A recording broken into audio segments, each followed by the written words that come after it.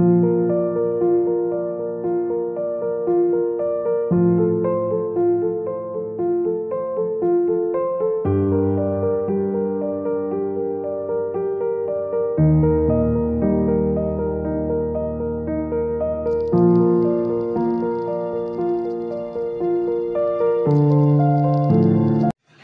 বন্ধুরা, আবারও একটা নতুন ব্লগে তোমাদের সবাইকে জানাই অনেক স্বাগত।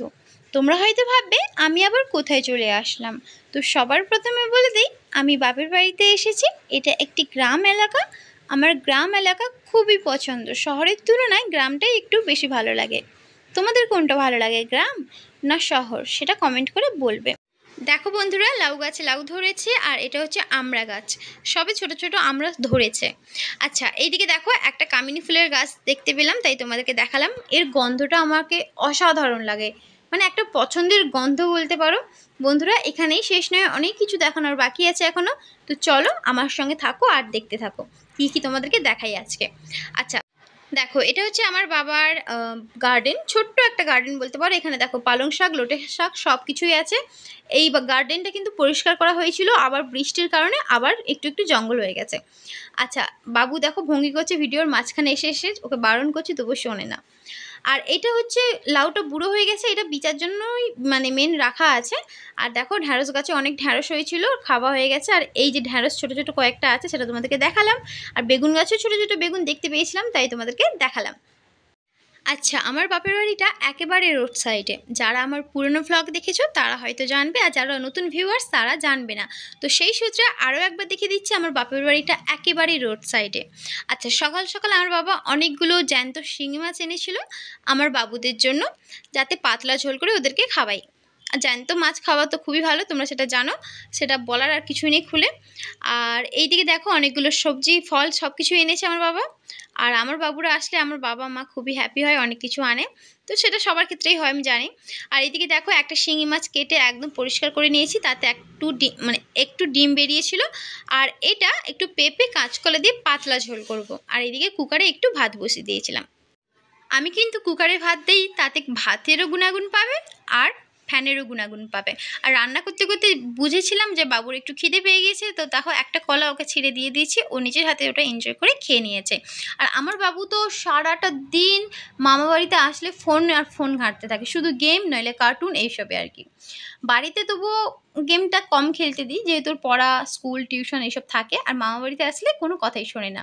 তো যাই হোক, দেখো কথা বলতে বলতে এইদিকে আমি পাতলা ঝোল করে দিয়েছি একেবারে কম মশলা দিয়ে। আর এটা একটু ফেনা ভাত করেছিলাম, আর তার সাথে একটু আম নিয়েছি। তো ওটাই বাবুকে একটু খাইয়ে দিয়েছিলাম। দেখো, এটা মাছের ডিম। আচ্ছা বন্ধুরা, তোমরা অনেকে হয়তো জানবে না যে আমার বাবু বিগত মানে 1 সপ্তাহ ধরে জ্বর এবং বমিতে খুবই ভুগেছে, খারাপ অবস্থা। আর কোনো মতে কিছু খেতে পাচ্ছিল না, যেটাই খেচ্ছিল বমি করে দিয়েছিল, কারণ সেটা হচ্ছে ওর ফুড পয়জন হয়ে গেছিলো। তো ডাক্তারকে দেখানোর ফলে ডাক্তার কিন্তু এটাই জানিয়েছে যে ওর ফুড পয়জন হয়ে গেছিলো, একটু সাবধানে খাওয়া দাওয়া করতে। আর যেহেতু মাছির থেকেও মশার থেকেও অনেক রকম জীবাণু পেটে যায়। আর তাছাড়া আমাদের বাড়িতে একটা কুকুর আছে জন, সেটা তোমরা হয়তো অনেকে জানবে আমার ভ্লগ যারা দেখো। তো কুকুরের থেকেও একটু সাবধানে রাখতে বলেছে, দূরত্ব বজায় রাখতে বলেছে। তো ওর থেকেও কিন্তু বাচ্চার মানে লোম হয়তো কোনো কারণে পেটে চলে গেছে, এরকমও হতে পারে, ডাক্তাররা বলেছে। তো যাই হোক, বাচ্চাকে একটু জ্যান্ত মাছ দিচ্ছি, একটু অনেকটা রোগা হয়ে গেছে আমার বাচ্চা। তো এই কথাটা হয়তো তোমরা জানবে না, তো তোমাদের কাছে একটু জাস্ট শেয়ার করে দিলাম। বাবুকে খাওয়ানোর পর দেখো এইদিকে আমার ভাই একটু বদমাশি করে আম খাচ্ছিল, যখন দেখছে ভিডিও করছে আরও বেশি বদমাশি করছে। তো যাই হোক, দেখো খাওয়া দাওয়ার পর একটু 3:30 নাগাদ আমি আর বাবু চিপস খাচ্ছিলাম, দেখতে পাচ্ছ তো। আর আমার বাবু কিন্তু খুবই ভালো, সত্যি কথা বলতে। বড় বাবু দুষ্টুমি করে, মার খায় ঠিকই, কিন্তু ও ছোটটার থেকেও অনেক বুঝদার, অনেক বোঝে। আঙ্কেল চিপস, এটা কি চিপস? Uncle chips. ও, এটা আঙ্কেল চিপস। আন্টি চিপস পাওয়া যায়নি। ও,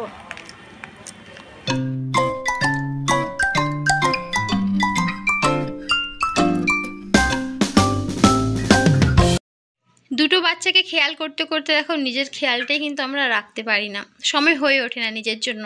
তো দেখো বাপের বাড়িতে এসেছি, অনেকদিন পর নেল পালিশ পরছি, দেখতে পাচ্ছ তো বাদ বাকি আঙুলগুলো নেল পালিশ কবেই চটে গেছে, কিন্তু পরার আর সময় হয়ে ওঠেনি।